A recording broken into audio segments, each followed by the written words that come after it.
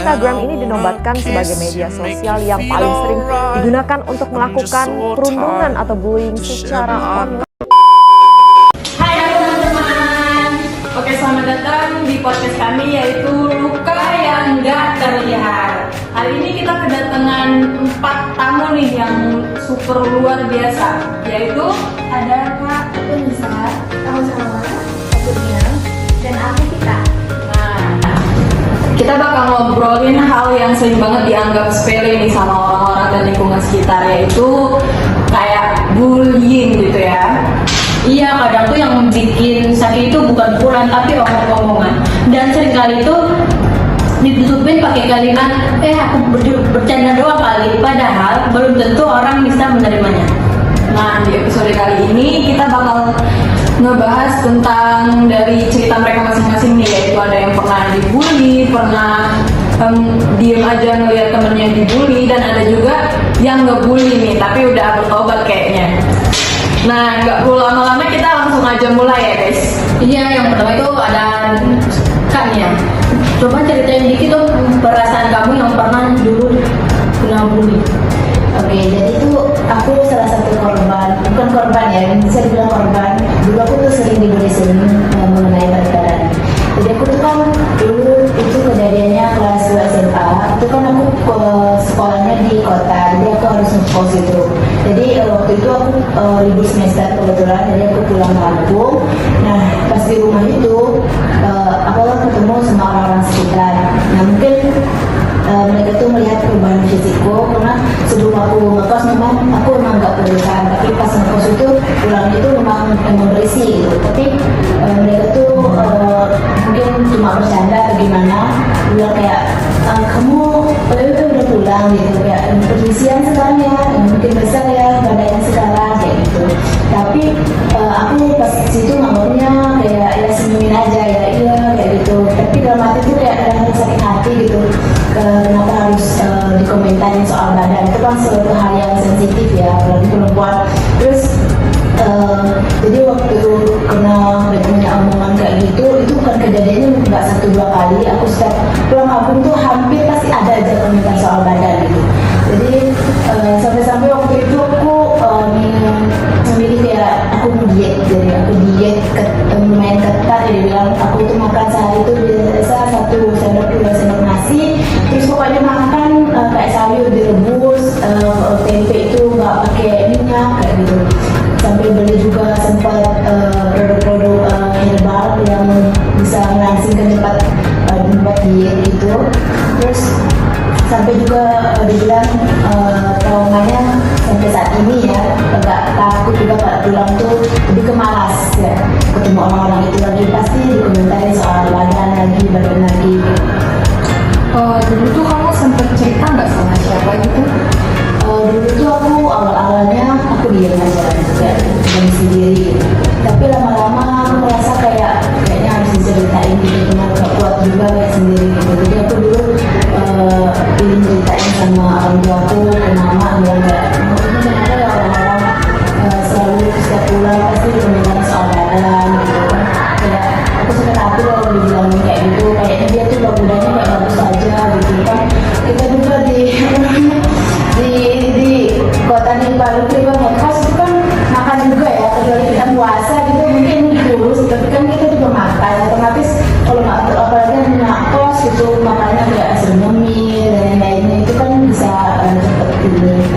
Terus pulang ya udah biarin aja kayak orang-orang kayak gitu, kaitan aja. Terus untungnya juga orang tua aku mendukung juga waktu aku mau diet itu, didukung secara finansial kayak dibeliin gitu herbal.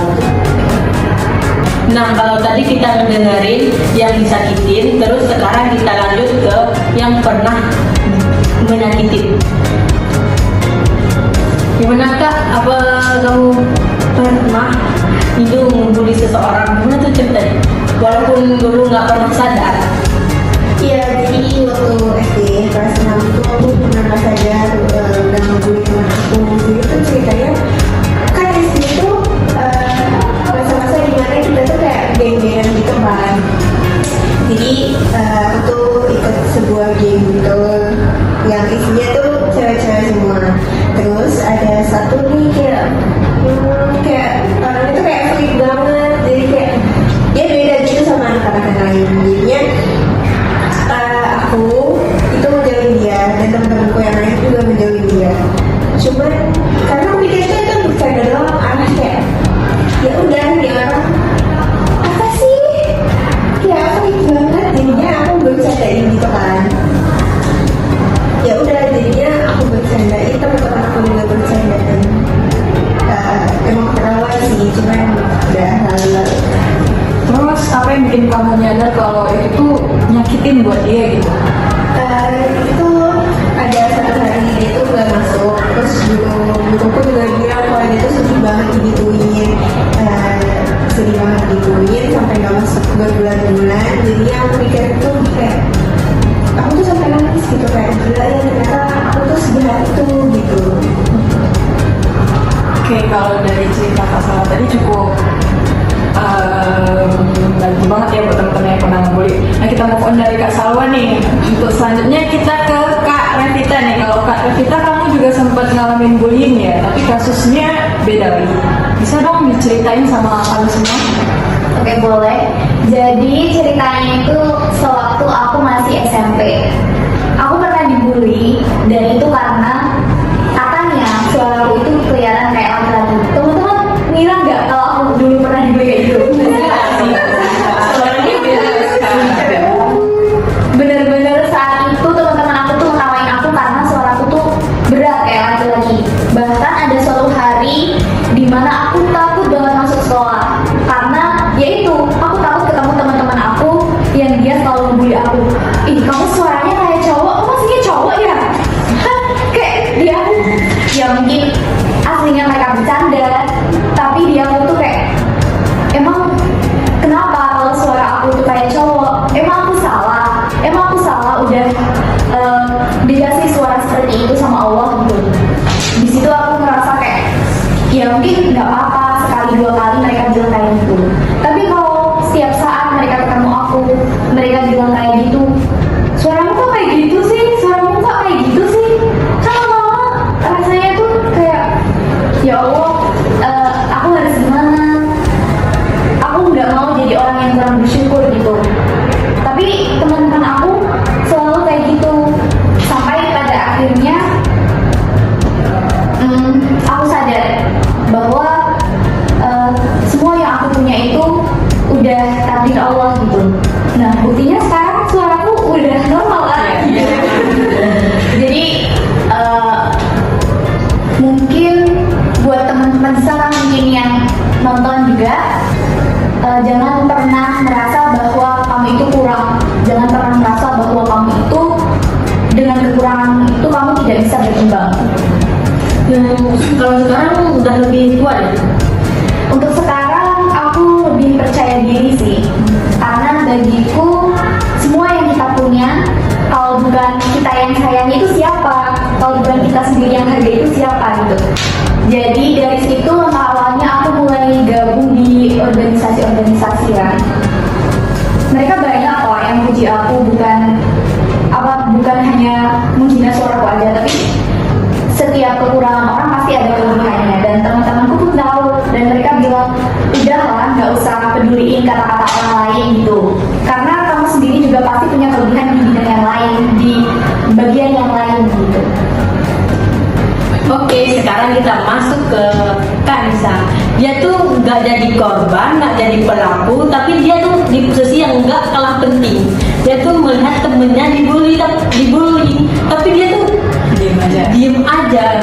Gimana? Bisa ceritain? Bisa.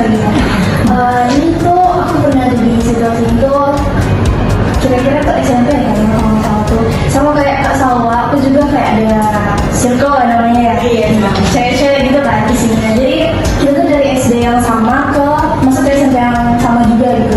Terus namanya kalau di gitu kan pasti kalau ada yang satu bermasalah pasti semuanya turun kan, kayak ngikut lah. Jadi hitungannya keren lah gitu kan. Nah terus tuh kejadian itu pas MPLS itu baru masuk SMP kan. Itu tuh ada satu temanku itu dia bermasalah sama temennya yang di sebelahnya gitu. Dia tuh pokoknya nggak sengaja kayak nyenggol gitu, terus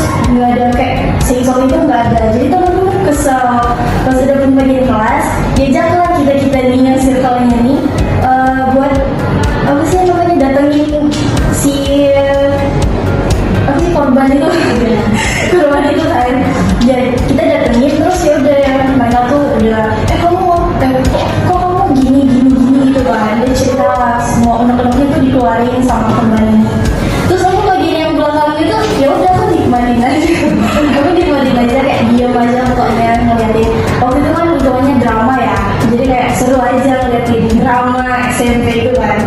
Tapi ya udah sih, lama-lama aku kayak sadar juga kalau sebenarnya itu salah ya. Aku sadar itu pas SMA sih. Kalau ternyata kalau kita diem aja, diem ngetawain itu termasuk bullying juga ya ternyata. Aku sadarnya waktu SMA sih. Dan sekarang kamu masih bawa rasa bersalah itu enggak?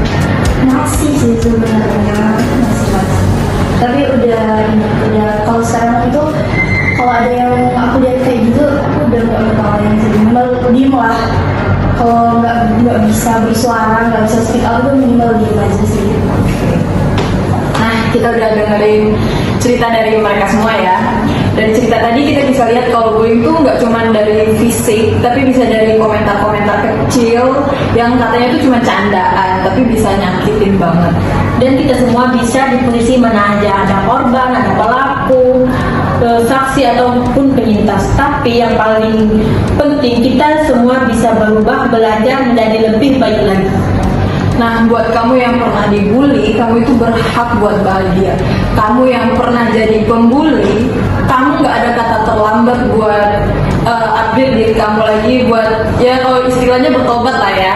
Terus kalau buat kamu yang pernah diem aja nih, sekarang waktunya buat kamu bersuara. Gak cuma diem aja ngeliat teman kamu diperlakuin sama temen-temen yang lain yang kayak gak wajar gitu ya. Ya, karena suatu suara kecil tuh bisa jadi penyelamat bahwa seseorang yang lagi tahan luka.